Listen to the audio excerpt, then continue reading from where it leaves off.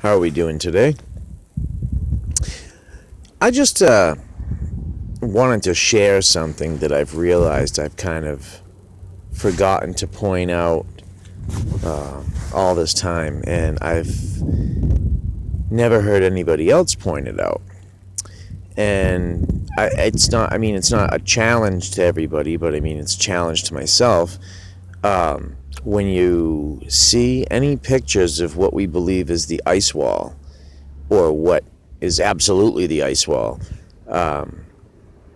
just make a mental note that none of those pictures, I've never seen a picture without the sun to your back. In other words, I've never seen a picture where the ice wall would be here and the sun would be, here for you to see. Just the light from the sun, like it's to your back, which lends lots of credibility to the whole concept of the ice wall, and how you wouldn't be able to see the sun on the other side of it. The sun would have to be at your back if you're taking a picture of the ice wall, if it's the way we think it is. Another thing, I just wanted to touch base on a few little ideas, theories, things that I've kind of developed, through the info that I've taken in. And one of those things, Santos Bonacci will tell you that, not only does the sun and moon make their circles above us, but whereas I'm really starting to believe that there is in fact a dome, and it's shaped exactly like a rainbow. So it's not a perfect circular dome, it's more thin up top and arches down, which would make, kind of like the St. Louis Arch almost. And you gotta wonder why they even do that, you know what I mean? Is that a little tribute, a little so Santos Bonacci will tell you that the sun and the moon travel in spirals up and down, okay? Now, I have a couple of different ideas based on that. One is, they say that the sun is closest to the earth when it's on the winter solstice. So it's going to be on its outermost edge, making the largest circle. And since I believe that the whole landmass is kind of raised in the middle, almost like mountain, where just the water naturally runs downhill to the outskirts, and then I believe that it could possibly be a pressure system. I'll get into that in a minute, but it would make sense that the sun would have to be substantially closer to the earth when it's making that large circle, because you got to figure it's cold there anyways. It's cold. It's extremely cold in the southern regions versus the north. And I think that that's the case. I think that if the sun was just a steady distance above the earth, I think when it's doing that big wide circle during the winter solstice, things would be way more hostile. There would be way more freezing. Everything is just in perfect balance. It's just the way it's been constructed. There are things in place, checks and balances in place that we will never have any idea about. We just won't know. We just won't understand. What are the phases of the moon? They're not just shadows of a round earth. We know that. So what really are they? I believe there may be two other bodies up there that contribute. One thing that is a fact is that you only get a full moon when the sun and moon are as if they were at 6 and 12 on a clock, furthest away from each other. That's when you get a full moon, and that's only when you get a full moon. And the only time this can really be observed in the sky at the same time would be very shortly after the summer solstice, which this year we actually had a summer solstice with a full moon right there in the sky. I don't know if that happens every year, but I'm not trying to travel too far away from what I'm trying to discuss here. But just, I guess, just bear with me. If you got a dome and it's shaped like a rainbow. You have a sun and moon that travel up and down. Now, this is just a wild out there theory, okay? But it does seem, whether it's, global warming, whatever you want to call it, man. I work outdoors, and I know that every year we've been having milder and milder winters, more and more mild winters. That's what we've been having. So I just wonder, was there an ice age? And if there was an ice age, was it in fact, do the sun and moon travel, like 2 or 3 times the normal distance over whatever time period, and then they turn around and start coming back down? We had a flood. We know we had a flood. We don't know what that was. We don't know if that was a mistake. We don't know if that's something that happens on time, every time. They also said that one destruction would be by water and one would be fire. So, I'm just curious, if we have a sun that rises up, maybe say every 1,000 years, it's as high as it's going to be, do we get an ice age? Is that why, now, is it possible that it's just coming back down now, just on its descent? And if that's the case, how far down does it descend? These are just ideas that I've had based on things that I've read, and I'm trying to think about, like one of the main things that really bugs me and always has, bothers a lot of people, is the tides, right? I'm gonna do a little impromptu video like I like to do, maybe with some drawings and stuff, about air currents and tides, probably 2 separate videos. But what I'd like to say about the tides real quick, there's a show, I don't know if you guys are familiar with the show, but it's called Oak Island, and basically it's an island up in Nova Scotia, Canada, where, I don't know, early 1900s, somebody supposedly discovered a hole in the ground, a depression, and they dug down in it and they found wood slats, and then they went down 10 feet, 10 feet, 10 feet, and kept finding these wood slats. There was markings to suggest that there's treasure under this island, possibly Knights Templar treasure, possibly Spanish treasure. I don't want to get too far into it, but the point is that 100 years ago, based on these legends, you had guys that were searching for treasure. Now, they didn't have sonar equipment. They didn't have heavy-duty equipment. What they had was divining rods that they'd walk around with. And, those things do work to find cavities underground. So far, from what I've seen with the show, I believe that if there was treasure, it's already been found. I believe the people that are doing the show know that it's not going to be found, or that it's already been found. They're just stringing the viewer along, digging all these holes. They'll go to these old sites where they know there's a cavity down there. They'll drill a test borehole, down into there.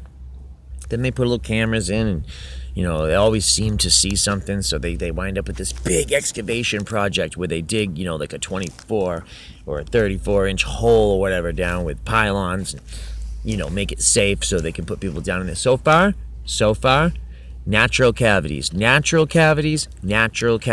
they're all found 250 to 300 feet. That's how far they've gone down, right? So I just want to put a little idea out there, and I'd like to discuss this with some people that have done a little more reading than me, and anyways, let's just say you have a landmass that is our Earth, and let's just say it really does actually rest on the waters of the Great Deep. Maybe there's just millions and millions of underground cavities that are actually like styrofoam, have air in them. And that alone actually is what keeps us, floating, and the reason I say this is because the tides. If you were to look at the tides, the way the tides seem to work, and, if you speed them up, it's like literally like they go out, they come back in twice a day, like a breath, like twice a day, right? So, that we know happens, and we know that the tides only happen to bodies of water that are connected to the oceans. It doesn't necessarily have to be the ocean. It can be the sea, but they do have to be connected. Something like the Great Lakes does not, they do not get a substantial tide. They do not get tides like the oceans get. So that starts to lend a little bit of credibility towards the idea where they said that there was a whirlpool in the center of our world. Let's just say there is a whirlpool in the center of our world, and that's, as it drains water down into the whirlpool, like those bubblers at work, the little boom, boom, boom. You get a drink and it goes boom, boom, boom, right? And of course, when it does that, there's displacement, air displacement, water displacement. Water displacements cause air displacement. So let's just say maybe we are in an enclosed system.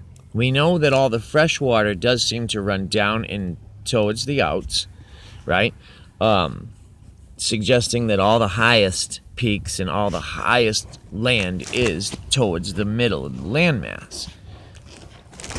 There's, of course, ridges and ranges, but I have a feeling that really based on like the flat earth, if you look, I think that it's probably all concentric circles. Some of the ridges and ranges are probably different elevations. It probably literally does gradually step down, and that's why water will always go to a certain place. So maybe our they say that there's windows in the firmament, right?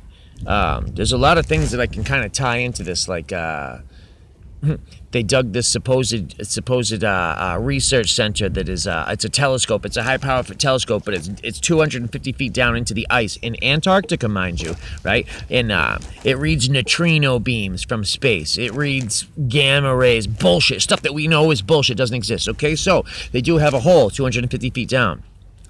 Let's just say maybe that's just a bunker. Maybe that's just a really expensive bunker for them, right? It's not even expensive. It was like $300 million. Maybe it's just the basics. But anyways, if it's on the outskirts, if you live in a land where that, I don't know, the Ring of Fire is acting up, maybe Yellowstone's going to blow, maybe they know it, right? Maybe they also know that there are windows within the firmament. And that's where those crazy winds come from, the winds that only come certain times of the year when the sun and the moon are at a certain place within the sky. And maybe the firmament dome has turned to a certain, you know what I mean? Maybe every 1,000 years, maybe every whatever, we have certain cycles, okay? But if there are windows within the firmament, then it stands to reason that that's where our fresh air would be coming from. Now, I don't know a lot about the wind currents, but I want to look into it because I have a feeling that if you have two tides every day where, a large amount of water is displaced, it goes somewhere. And it damn sure doesn't get pulled up and bulge over somewhere else. I mean, don't you think you'd be able to see that, measure that somehow, where all that water would go? It has to go somewhere. So I believe it goes down in. Now, it either goes down in, which actually maybe forces water back up. If there are waters above us, like is suggested, if it forces it back up over to the top of the firmament, which comes back down as freshwater rain, so it's the same water, but it gets filtered back. It gets filtered through the ground, and back through the firmament. That's possible. Like the air currents too. You have a flat world. The air currents are going to be different depending upon whether it's, summer or winter, So if it's this way, it's summertime and the sun and moon are higher, the air is going to rise, but not really have anywhere to go, And that's why I think, hurricanes, tornadoes, they all happen around certain times of the year, and they happen to certain places. And they say it's hurricane season. How do you think they know that shit? They know because they know everything moves in cycles, and it has to do with magnetics. Okay, if there is a North Pole, then I believe the ocean itself is probably the southern polarity, the negative or positive polarity, the opposite polarity. Salt water does carry a charge. Maybe the sun and moon do have something to do with it. I heard on the winter solstice that at least southern latitudes, I can't speak for northern latitudes, but Florida, the Keys, that area, that on the winter solstice, that the tide is as low as it's ever going to be. Right? So it has something to do with it. Let's see. Let me just think for a minute, based on what I was saying. Sun and moon are making larger circles. They're closest to the earth. If the earth is actually floating on the great deep, and that's how we actually get tides, because we have a whirlpool in the center, and maybe it literally does rise up just ever so slightly, where we get this draw of water. When we have the weight of that water leaving, it's going to create a suction, maybe like a pneumatic pump, like a heart, which could draw air in from the firmament, from the windows in the firmament, right?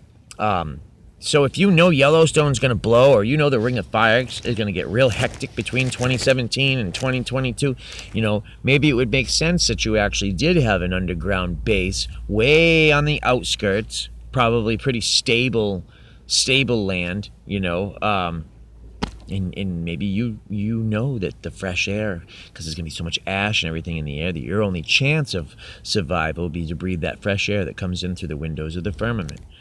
And I say these things, I'm speculating. These things are based on what I read. But bottom line is, they know exactly how this world works. Not only do they know how, they know when things are going to happen. They know why they're going to happen.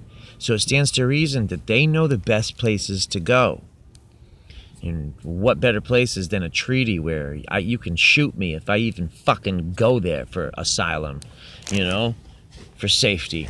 You can shoot me because of some treaty. Anyways, I'm going to get off this video for now, but I'm going to make a little video about air currents, and I think it all ties in. It all ties into hurricanes, and all these storm systems always seem to be moving up the coast. They always seem to be produced from the same place in probably the same time of year. Another thing completely off in a whole nother direction, but meteor showers. I would like to start getting a record, even if my own, a record of meteor showers, when they were taken, in like a real mark in the sky to see. A mark.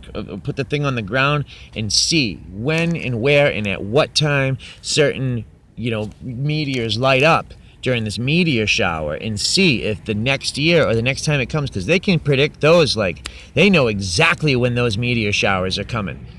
I'm willing to bet that if you paid attention, you'd see the same exact meteor going by the same exact place in the sky. If not at the same time